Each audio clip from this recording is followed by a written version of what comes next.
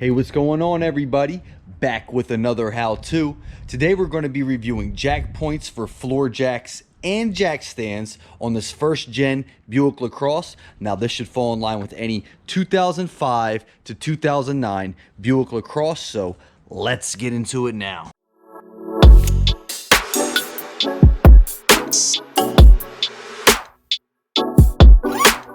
So for the front, let's go ahead and get under the car.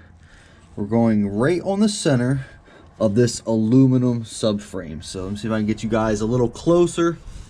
We're gonna go right here on that center point, and that will evenly lift up the front end, and then we'll be able to go ahead and put jack stands on either side on the pinch weld jack point.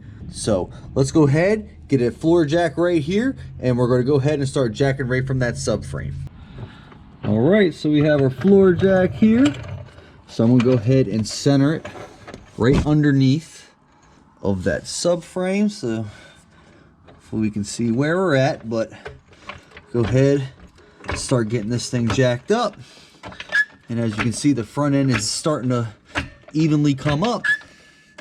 Have that dead center, should be no issue jacking right from that center point on the subframe. So let's go ahead and get this thing up, and then we'll go ahead and slide our jack stands underneath.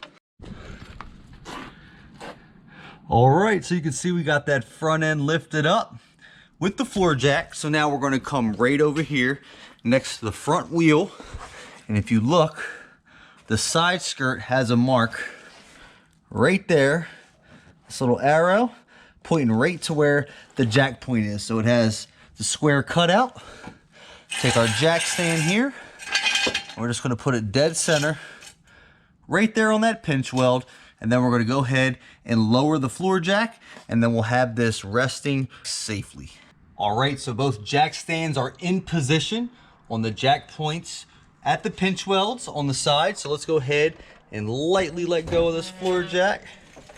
There we go. See, she's good. No damage to the subframe. And both sides of the front are now safely on jack stands.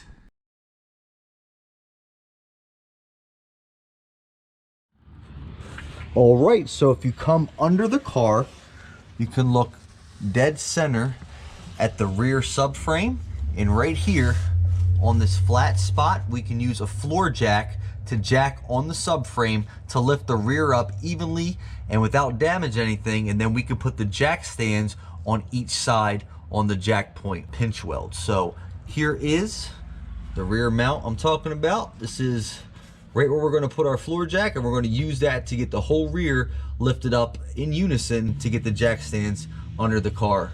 So let's go ahead and get a floor jack on that.